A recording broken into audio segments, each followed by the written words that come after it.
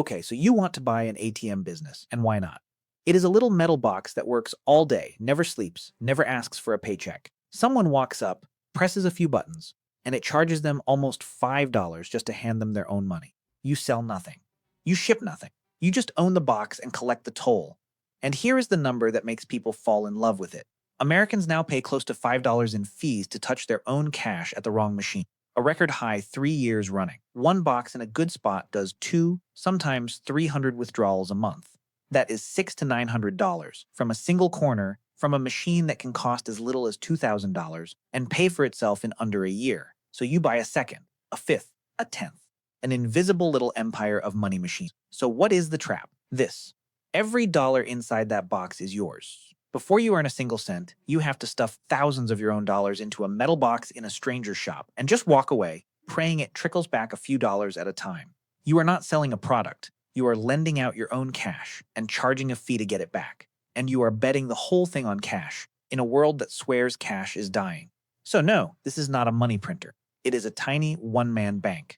And by the end, you will know exactly how it makes money, the hidden costs that quietly eat it alive, and the one move that turns a single box in a corner into a real fortune. And stay with me, because two things are coming that most people never see.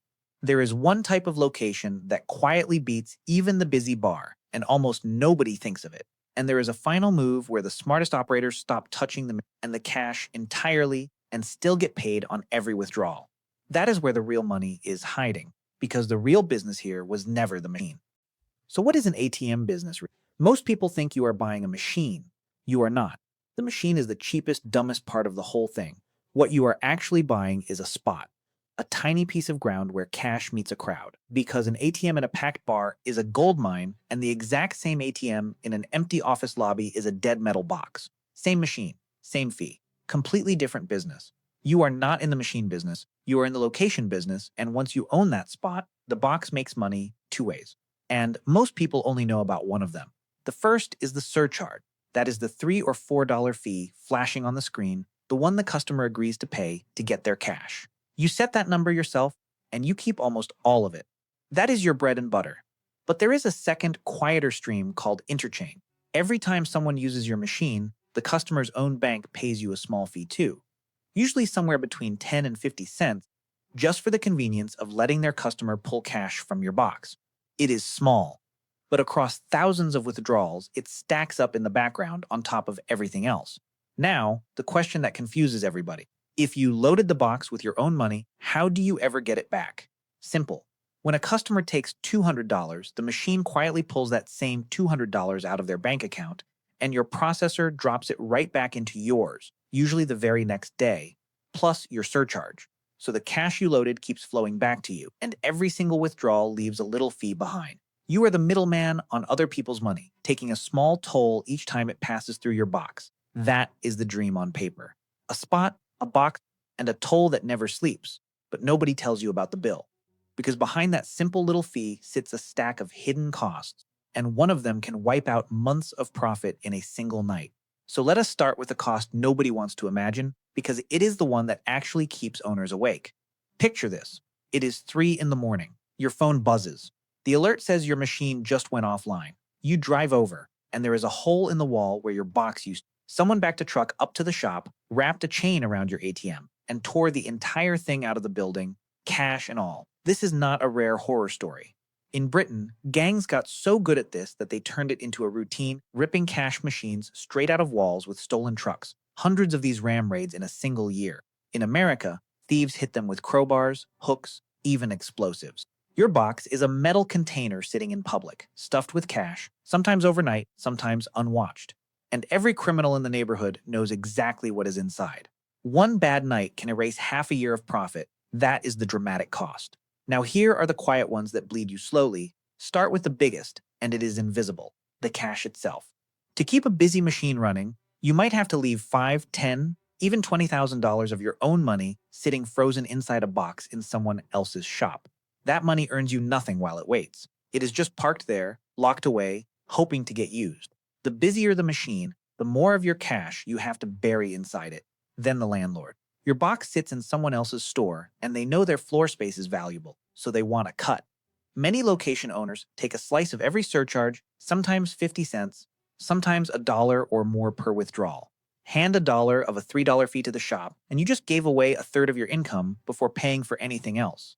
And then the small stuff, all at once. Someone has to refill the box, which means either you driving around town with bags of cash or an armored truck company charging you every time they show up. The processor that connects your machine to the banks takes a monthly fee. Add paper, repairs, insurance, and an internet connection. None of it is huge alone. Together, it chips away at that beautiful little fee every single month, so that clean $3 fee is never really $3. By the time the cash, the refills, the landlord, the processor, and the risk all take their bite, only a slice is left for you. Which raises the one question that decides whether you get rich or go broke. Where exactly do you put the box? So where do you put the box? This is the entire business. Get this right, and everything else is noise. Get it wrong, and no amount of hard work will save you. The rule is simple. You want a place where people are surrounded by things to buy, need cash to buy them, and have no bank machine anywhere nearby.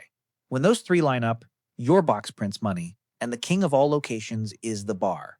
Picture the guy, 3 drinks in, card just declined at the counter, a girl he is trying to impress waiting beside him. Now he sees your machine glowing in the corner. He will pay $4, $5, he does not even read the fee. He needs cash this second, and you are the only option in the room. Add a cash-only bartender and a cover charge at the door, and your little box becomes the busiest thing in the building. But here is the location I promised you at the start, the one that quietly beats even the bar, the cannabis shop. Because of strange banking rules, most marijuana dispensaries in America still cannot easily take cards, so they run almost entirely on cash. That means every single customer walking through the door needs cash first, before they can buy anything at all. Not the tipsy few. Every one of them. An ATM in the right dispensary can out-earn 3 bars combined, and most people hunting locations never even think of it. And the list goes on. Laundromats. Corner stores in cash-heavy neighborhoods. Festivals and fairs where the vendors only take cash. Anywhere people are trapped with money to spend and no easy card option. Now compare that to the loser spots, the quiet office lobby, the bank branch with a free machine right next door, the sleepy shop where everyone just taps a card. Same box, same fee, but almost nobody uses it, and your cash sits there rotting. That is why the real skill in this business is not fixing machines.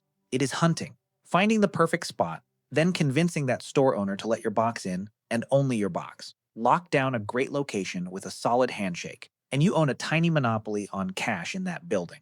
Nobody else can touch it, but even the perfect location is sitting on top of one giant, slow-moving crack. A crack that threatens every ATM on the planet at the same time. Here is the threat that keeps every ATM owner awake.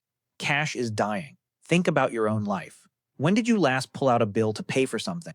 Card taps, phone payments, scan to pay, money sent straight from a phone. A whole generation is growing up that barely touches physical money at all. And every tap that replaces a cash payment is a withdrawal that never happens at your box. And this is not a scare story. The numbers are brutal. Back in 2017, more than a quarter of all payments in America were made with cash. By 2022, that had collapsed to around 14%, and the machines are vanishing with it. The number of ATMs in America peaked at about 470,000 in 2019, and it has been shrinking every year since. You are trying to jump into a business at the exact moment the tide is going out. So is it madness to buy an ATM in a world going cashless? This is where it gets interesting, because cash is not actually dying. It is retreating into specific corners where it refuses to leave. Think about who still lives on cash. More than 5.5 million American households do not have a bank account at all. They get paid in cash and spend in cash. The waiters and valets and barbers who live on tips. The tiny businesses that quietly prefer cash to dodge card fees. And whole cash-first industries, like that dispensary, that literally cannot switch to cards. Cash is not vanishing evenly. It is getting squeezed, concentrated into exactly the places a smart ATM owner. And here is the twist. As the big banks close branches and rip out their own free machines to save money, they leave a gap behind. Fewer and fewer places to get cash for the people who still absolutely need it. So while everyone else runs away screaming that cash is dead, the clever operator quietly walks in and becomes the only cash machine left standing in a neighborhood that still runs on it. So the war on cash is real, but it does not kill the smart owner. It just separates them from the lazy one. And it points straight at the single most important secret in this entire business, the thing that turns one struggling box into a fortune. So what is the secret? What are you actually selling at that machine? Most people would say cash, but that is the decoy. Because you are not selling cash. You are handing people back their own money and charging them for it. Nobody would ever pay $4 for cash if they had any other choice. So what are they really paying for? They are paying for right now. They are paying because they need money this second, in this exact spot, and there is no other option in sight. What you are truly selling is urgency.